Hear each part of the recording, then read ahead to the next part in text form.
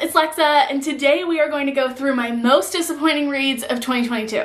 I did another video detailing just the blatant worst books that I read last year, but this one is going to be a little bit different. These books might not necessarily be the ones that I would consider the worst, but they were the worst in the sense that they were really disappointing. Either I had really high expectations for them that were really let down, or it was a 5-star anticipated read and it ended up just being like meh. Just in general, I had expectations, they didn't live up to them. I've got a lot to say about these, so let's go ahead and get into it. The first book I want to talk about is Pure Nessie. I actually read this like a month and a half ago, it wasn't very long ago, for a book club, and I was really excited about this because I had heard it being described as something that was just weird. The less that you knew about it going in, the better, and that screams my vibe. I was anticipating it to have similar vibes to like something like Catherine House, which I absolutely loved and I know a lot of other people don't love, but I knew that this was more along the lines of like fantasy but literary fiction, and that it was supposed to be beautifully written. Look at the book itself. I mean, come on, stunning, stunning. The side here, can we see that? Gorgeous. I got makeup on the back of it. Okay, we're not gonna talk about that. I went in knowing absolutely nothing. I was really excited, and I was down to be confused because I had heard feedback that like you have to know that for the first 50 pages or so you're not gonna have any idea what's going on. And the thing is that I really liked this book at the beginning and I was liking the confusing vibes, and I don't want to talk too much about this because I really do think it's best if you don't know a lot about it going in. But it felt like we were leading up to this like huge kind of grand reveal and we were piecing all of these things together, and then the way that it all came together just felt so, to me, especially for how mysterious and vibey this book is, the ending just left me wanting so much more. This might be a case that for me it just wrapped up kind of too cleanly. I almost wish that this stayed weird and stayed with you not knowing, because that was like the first 50 pages were my favorite part of the book, which is usually the part of the book that people say you have to keep pushing through even though you don't like it. It was actually the part that I liked. I think I would still definitely recommend this to people. It has fantastic reviews. I know that this is well loved. For me, it just fell short. This next book for me was actually the first disappointing read that I had last year and one of the first books that I read.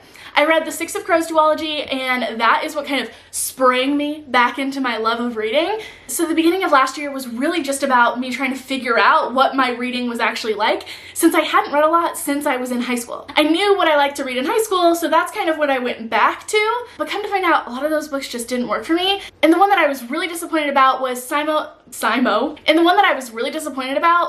Simon versus the Homo sapiens agenda. The movie version of this that I feel like a lot of more people might have heard about is called Love, Simon. I love this cover because I hate the other cover, so I was really excited to get this one. And I really loved the movie when I watched that back when I was in college. So I figured that this would be great. A teen coming out story, fantastic. But the entire plot of this book hinges on something that happens within the first like chapter or two that doesn't make any sense. This isn't spoilers because it happens like right at the beginning, but the major conflict of this book is that Simon has been emailing back and forth with this anonymous guy who he has a crush on, and this other guy in his class finds these emails on like the library computer, and this classmate basically blackmails Simon saying that he is going to out him to the entire school. But these emails that Simon has been sending back and forth are anonymous between him and his anonymous crush. It doesn't say his name anywhere. So this guy is threatening with like proof of nothing. He has no proof of anything. They could have been anyone's emails.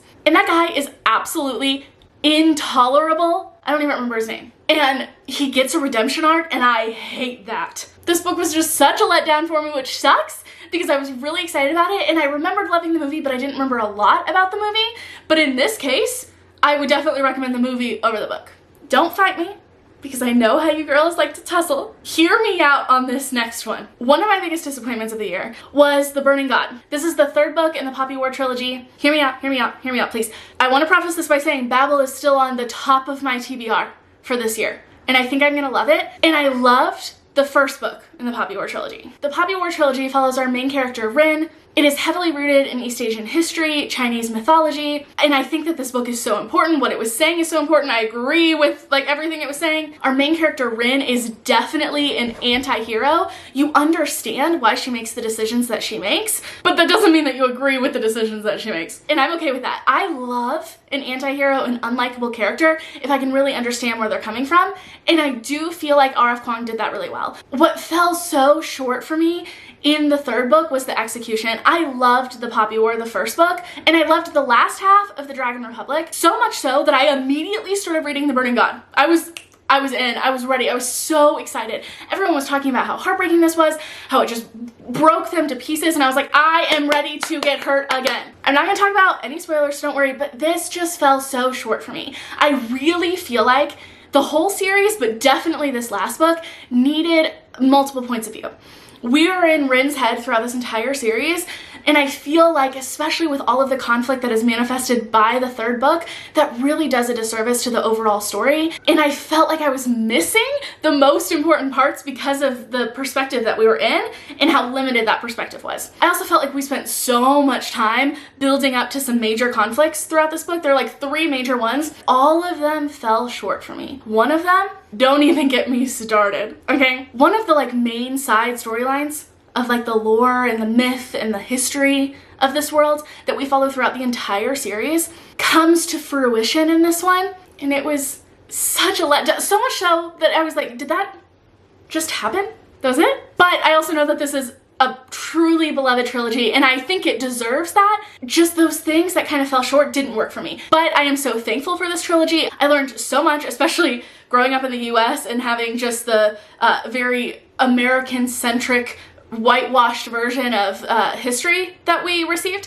And I think I learned a lot about my reading and my reading style and my reading preferences, and I am still so excited to read Babel because I feel like that is going to be more up my alley. And I've heard that her writing has really grown and improved, which she's already an amazing writer, but some of those like technical things that might have been the reason why that third book fell so flat for me, I've heard that Babel is just incredible, and I'm still so excited for that, and I still feel like this is a trilogy I would recommend to people. I was just so disappointed in that conclusion. Another disappointment that I had this year that makes me so sad to say is Get a Life, Chloe Brown. I actually already own all 3 Brown sisters books, and I almost bought a second version of this book because Oliver got up on my bookcase and knocked down one of my plants that I had living in water, and it caused this book to have some water damage, and I was so sure I was gonna love it. I almost ordered a second like new version to have a new copy, and I was just gonna donate this one. This just did not work for me.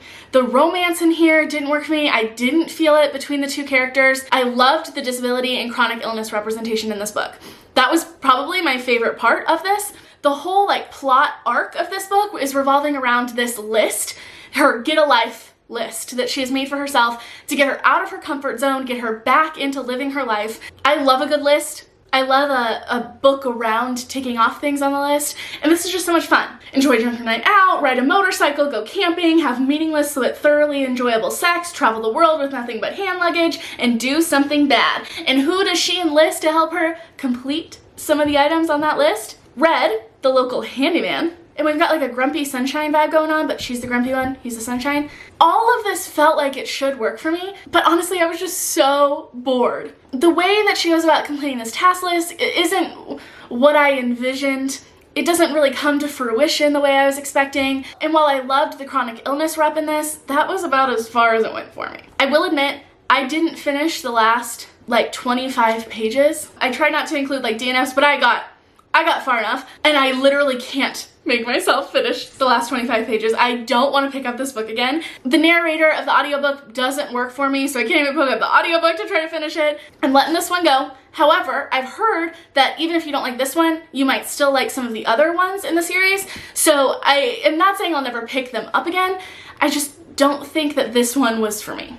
Next on my list was another book that I read kind of toward the beginning of the year when I was trying to feel out what kind of books that I liked, and that is Red Queen by Victoria Aveyard. I should have loved this, okay? I typically love YA fantasy series. That was my thing. That's why I was like, so people all over, I think this was a book talk by, I don't think I had quite discovered BookTube at that point in time.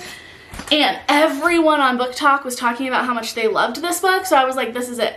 It has all of the vibes that feel like they will work for me. That is a straw that you're eating, Oliver. No, thank you. That's not safe. This book follows our main character, Mare, who lives in a world that is divided by blood. I believe we have the red blood and the silver-blooded people. Yeah, the Silver Elite. And the Silver Elite have like supernatural magical abilities. And then it's discovered that Mare has these abilities, but she does not have silver blood. Listen, the plot twist of this book, I'm not gonna give it away, but absolutely not. Absolutely not. I wanted to throw this book. It took me like 3 weeks to get through this, and I was like, you've got to sit down, you've got to just get through this, okay? And I was like, why is this taking me so long? Like, this should be something that I just like sit down and read in a night. Like I should be enthralled in this, and I want it to be. And then the plot twist, no. The next on my list I don't have physically, and that is Tower of Dawn by Miss Sarah J. Maas. I got really into the Throne of Glass series.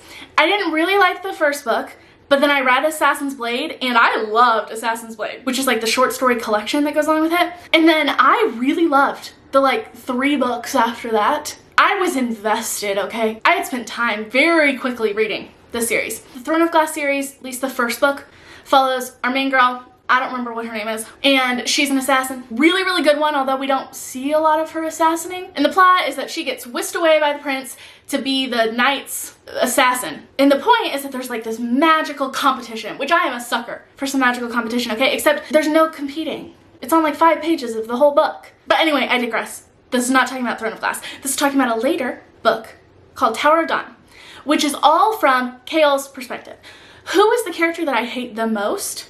Chaol. I ended up DNFing this book at around like 95% because again, I just couldn't do it. I knew if I made myself stick through that last little bit of it that I was going to end up DNFing the whole series, and I didn't want to do that. I hated that book. I couldn't stand his perspective. It did not need to be a whole book. We had 2 books that were running at the same time, one from his perspective, one from everyone else's, and his could have just been either a novella or integrated in there a little bit. He did not need a whole book. Okay, absolutely not. And honestly, looking back, I wish I would have DNF'd it way before I did, because it did end up making me not finish the series. I ended up just looking up to see what happened in the last book. It's so sad because I really was like actually loving that series. It had some ups and downs for me, but overall I was like still in it, and that just made me lose all of my love for it. Next on my list was probably actually one of like my biggest disappointments or biggest shocks that I did not expect this at all, to be disappointed by this, and that is Across the Green Grass Fields by Sean McGuire. This is part of the Wayward Children series. The first book is Every Heart a Doorway. I actually talked about this series in my favorite books of 2022 because every other book in this series is like some of my all-time favorite books. This series is based around Eleanor West's School for Wayward Children, and this school houses kids who have found doors to other worlds and universes and then have ended up back in our world. A lot of them are waiting for the day to find their door so that they can go back again. Some of them know that they're never going to be able to, but many of them wish that they did, and they mourn for the loss of this world that they were in. And they're just trying to learn how to navigate and survive in our world. Each little novella, it's super short, alternates between following the kids while they're at the school, usually going on some form of a quest, and then the other ones are like singular stories that technically can be read as standalones, following a specific kid and then the world that they find. This is one of those that can be a standalone. I hated this book. Okay. These are definitely adult books, despite the fact that they follow children, and they're like horror fantasy vibes. This was like, our main girl is like a horse girl, which nothing against my girls that love horses, but I do not, and I don't care to read a whole book about it. And thank God I had the audiobook for this because I just like flew through it. Just to make sure that like if there was anything that would tie to future books, I would know it, but I couldn't even tell you the main plot of this book because it just went in one ear and out the other. I was so sad that I didn't love this book because the other ones I love so passionately that the fact that this one was like, makes it even worse. And then last but not least, we have a pretty recent read of mine, which is Season of Love. I actually ended up reading this because me and one of my friends, we wanted to like buddy read a holiday queer romance together. It follows our main character, what's her name? Miriam, who has found out that her aunt just recently passed away, and she is set to inherit her aunt's Christmas tree farm. Miriam is Jewish and queer, which is like, I'm loving it. And it felt like we were gonna have like this cute queer romance, but then also touch on like some more real hard-hitting topics, which is more my vibe when it comes to romance. I don't know, tell me if this is normal, okay? Because this is the second holiday romance book that I have read. where they spend the majority of the time bickering and not together. Which I understand that like you want some pining and slow burn, but it didn't feel like that. It just, this whole book felt so heavy. Everyone was dealing with their own shit. Everyone just needed to go to therapy. And there was a lot of telling, not showing. We would skip out, like weeks at a time would pass by, and it was like the things that I wanted to see and learn about and see people's interactions with. And we would miss that. There's even like the cute side best friend, and he's with her for like a week and we never even see them interact. Like we barely see them together. And honestly, I was not a fan of how the like love interest treated our main girl, or vice versa, really. I just didn't think that they were good together. So there was really nothing to like root for here. I was so disappointed because I really thought that this book was gonna be awesome. And it ended up making for a good like buddy read because I got to rant and rave with my friend about it. But I really wanted to love this and I just didn't. I do believe that this is a debut novel, and I definitely think that showed. So I would be willing to pick up more from this author in the future. However, this one for me was so disappointing. Also, there is a cute cat on this cover. You cannot put a cute cat on the cover and then barely ever mention the cat. I didn't even know who the cat was until like 80%. I had to ask my friend who the cat was. If you're gonna put a cat on the cover, I want it to be like a sidekick. It's not. Barely there. I feel catfished. Okay, we're gonna go ahead and just end on that note, okay? What else is there to say? If you happen to enjoy hearing me rant about books, definitely check out the sister video to this, which is the worst books that I read in 2022. Let me know down in the comments if you loved any of these, because I hope that people did. Like, I totally understand why people did. What your thoughts were if you also didn't like any of these, or what some of your most disappointing books were of 2022. Thank you all so much for watching, and I'll see you next time.